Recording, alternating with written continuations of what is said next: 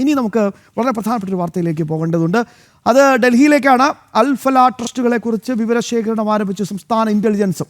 അന്വേഷണം തിരുവനന്തപുരം, പാലക്കാട്, കാസർഗോഡ് ജില്ലകളിലെ സ്ഥാപനങ്ങളെക്കുറിച്ചാണ്.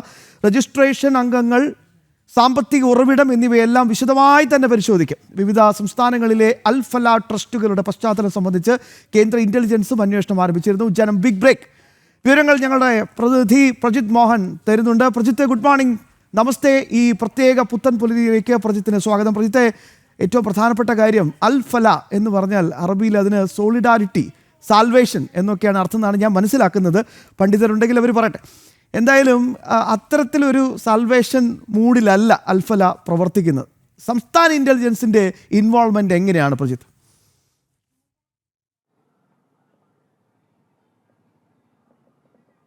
ശ്യാം, നമസ്തേ. കഴിഞ്ഞ ദിവസമാണ് ഈ വിഷയത്തിൽ കേന്ദ്ര ഇൻ്റലിജൻസ് ഒരു പരിശോധന ആരംഭിച്ചത്. കാരണം ഒന്ന്, കേന്ദ്ര ഇൻ്റലിജൻസ് പ്രാഥമിക ചില പരിശോധനകൾ നടത്തിയപ്പോൾ ഈ ഫരീദാബാദിലെ തീവ്രവാദികളുടെ നേഴ്സറി ആയിട്ടുള്ള അൽഫല യൂണിവേഴ്സിറ്റിയുടെ അവരുടെ മാതൃസംഘടന, അതായത് അവരുടെ ഉടമസ്ഥത വഹിക്കുന്നത് Al-Falah education and charitable trust എന്ന് പറയുന്ന ഒരു സ്ഥാപനമാണ്.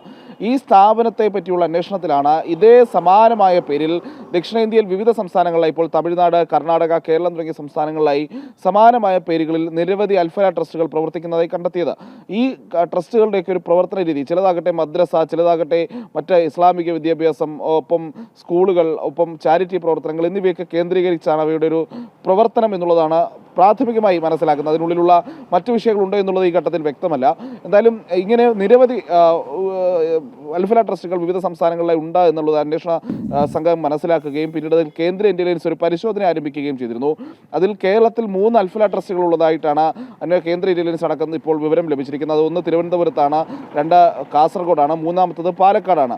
ഈ ഓരോ ട്രസ്റ്റുകൾക്കും ഓരോ പ്രവർത്തന രീതിയുണ്ട്. ഈ പ്രവർത്തന രീതിയിൽ പലതും നേരത്തെ നമ്മൾ ഫരീദാബാദിലെ യൂണിവേഴ്സിറ്റിയുടെ മാതൃസംഘടന എന്ന് പറയുന്ന, അല്ലെങ്കിൽ അതിൻ്റെ ഉടമസ്ഥർ എന്ന് പറയുന്ന അൽഫല ട്രസ്റ്റിൻ്റെ രീതികളുമായി ബന്ധമുണ്ട് എന്നുള്ളതാണ് കേന്ദ്ര ഇൻ്റലിജൻസ് കണ്ടെത്തിയിരിക്കുന്നത്. അല്ലെങ്കിൽ ഒരു സാമ്യത, ഒരു പ്രവർത്തന രീതികൾ ഏകദേശം തുല്യമാണ് എന്നുള്ളതാണ് കണ്ടെത്തിയിരിക്കുന്നത്. അതുകൊണ്ട് തന്നെ ഈ ട്രസ്റ്റുകൾക്ക് ഈ ഫരീദാബാദിലെ ട്രസ്റ്റുമായി ഏതെങ്കിലും രീതിയിലുള്ള ബന്ധമുണ്ടോ എന്നുള്ളതാണ് പരിശോധനയായി വരുന്നത്. അങ്ങനെ കേന്ദ്ര ഇൻ്റലിജൻസ് ആണ് ആദ്യം ഈ പരിശോധന നടത്തിയതെങ്കിൽ ഇപ്പോൾ സംസ്ഥാന ഇൻ്റലിജൻസും ഈ വിഷയം സംബന്ധിച്ചുള്ള വിവരശേഖരണം ആരംഭിച്ചിട്ടുണ്ട്. അവർ പ്രധാനമായും പരിശോധിക്കുന്നത് കേരളത്തിലെ ഈ പറയുന്ന 3 ട്രസ്റ്റുകളുടെ കാര്യങ്ങളാണ്. അതിലൊന്ന്, അവയുടെ രജിസ്ട്രേഷൻ എങ്ങനെയാണ്, ഇവയുടെ അംഗങ്ങൾ ആരൊക്കെയാണ്, ഇതിൻ്റെ സാമ്പത്തിക സോഴ്സുകൾ എന്തൊക്കെയാണ്, ഇതോടൊപ്പം തന്നെ ഈ ട്രസ്റ്റുകൾക്ക് ഏതെങ്കിലും വിധത്തിൽ ഫരീദാബാദിലെ ട്രസ്റ്റുമായി എന്തെങ്കിലും ഒരു ബന്ധമുണ്ടോ എന്നുള്ള കാര്യത്തിലും ഇപ്പോൾ വിവരശേഖരണം അന്വേഷണ ഏജൻസികൾ ആരംഭിച്ചിട്ടുണ്ട്. അതിൽ സംസ്ഥാന ഇൻ്റലിജൻസ് കൂടി അത്തരമൊരു പരിശോധന നടത്തുമ്പോൾ അതിന് കൂടുതൽ ഗൗരവകരമായിട്ടുള്ളൊരു സാഹചര്യത്തിലേക്കാണ് കാര്യങ്ങൾ പോകുന്നത് എന്നുള്ളത് കാണേണ്ടിയിരിക്കുന്നു. ഇപ്പോഴും നമുക്ക് ഏതെങ്കിലും വിധത്തിൽ ഈ പറയുന്ന അൽഫല ട്രസ്റ്റുകളെയും ഫരീദാബാദിലെ ട്രസ്റ്റിനെയും തമ്മിൽ ബന്ധിപ്പിക്കാനുള്ള തെളിവുകളോ അല്ലെങ്കിൽ ആ രീതിയിലുള്ള കണ്ടെത്തലുകളിലേക്കോ അന്വേഷണ ഏജൻസികൾ പോയിട്ടില്ല എന്നതുകൂടി പറയേണ്ടിയിരിക്കുന്നു. പക്ഷേ വലിയൊരു പരിശോധന ദക്ഷിണേന്ത്യ മുഴുവൻ കേന്ദ്രീകരിച്ച് നടക്കുന്നുണ്ട്. അതിൽ സംസ്ഥാന ഇൻ്റലിജൻസും ആ പരിശോധനയുടെ ഭാഗമാവുകയാണ്. പ്രജിത് മോഹനാണ് വിശദാംശങ്ങൾ കൃത്യമായി തന്നെ നൽകിയത്.